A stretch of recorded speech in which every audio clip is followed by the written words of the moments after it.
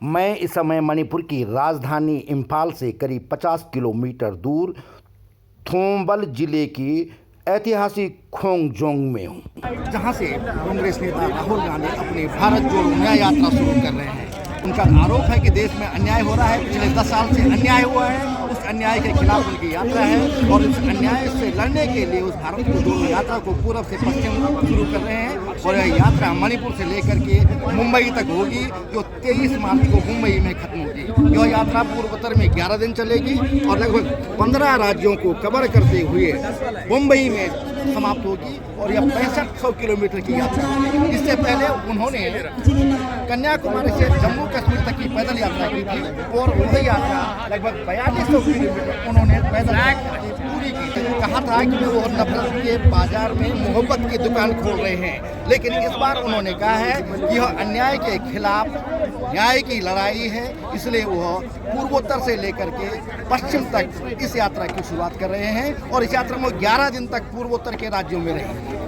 मणिपुर में उनका कहना है कि यहाँ पर लगातार कई दिनों से हिंसा चली है, लेकिन प्रधानमंत्री नरेंद्र मोदी यहाँ एक बार भी यहाँ के लोगों की समस्याओं को सुनने के लिए नहीं आए। की यात्रा मणिपुर की राजधानी इम्फाल के ऐतिहासिक पैलेस ग्राउंड से शुरू होनी थी, लेकिन प्रशासन ने उन्हें इजाज़त नहीं दी और कहा कि यहाँ सुरक्षा से जुड़ा मामला है, इसलिए भीड़ को इम्फाल में एकत्रित नहीं होने दिया जा सकता है।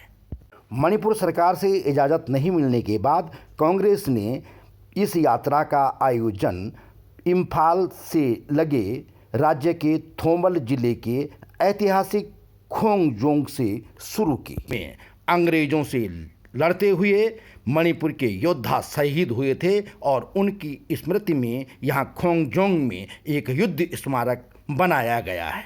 इसी स्मारक के नज़दीक आयोजित एक समारोह में कांग्रेस नेता राहुल गांधी ने अपनी भारत जोड़ो न्याय यात्रा आज 14 जनवरी को शुरू की है। कांग्रेस अध्यक्ष मल्लिकार्जुन खड़गे ने तिरंगा सौंपते हुए राहुल गांधी की मणिपुर से महाराष्ट्र की 65 दिन की यात्रा को हरी झंडी दी। यह यात्रा 15 राज्यों से होते हुए 20 मार्च को मुंबई में समाप्त होगी। यात्रा को लेकर के कांग्रेस कार्यकर्ताओं और नेताओं में जबरदस्त उत्साह था। यात्रा के आसपास जगह जगह द्वार बने हुए थे और स्वागत द्वार में सड़क के दोनों तरफ कांग्रेस के कार्यकर्ता सज धज करके राहुल गांधी का स्वागत कर रही थी, अभिनंदन कर रही थी, उन पे फूल बरसा रही थी।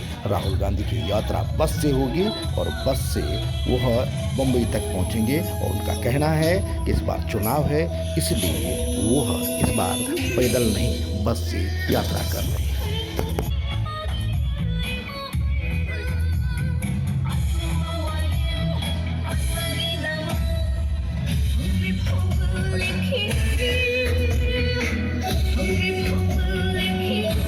संवाद सूत्र को कृपया लाइक और सब्सक्राइब जरूर करें।